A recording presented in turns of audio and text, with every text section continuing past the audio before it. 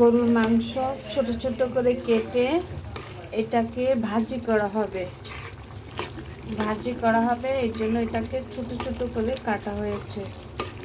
একদম শুকনা শুকনা করে ভাজি করা হবে, গা মাখা মাখা কোনো রকম। এটা কোনো ঝোল থাকবে না। এটাকে সিদ্ধ করার জন্য একটু মশলাপাতি দিয়ে পানি দেওয়া হয়েছে। এটা অনেক শুকনো হবে, কোনো ঝোল থাকবে না। আর এটা হচ্ছে নিহারি রান্না করা হচ্ছে, নিহারি।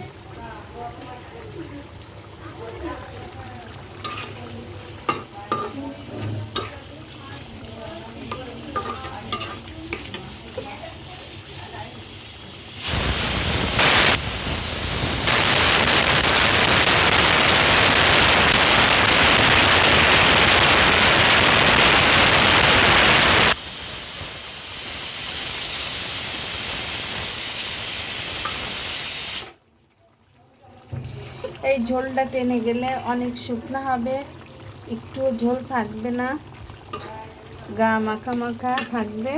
এটা এভাবেই রান্না করব। সবাই ভালো থাকবেন। আল্লাহ হাফেজ।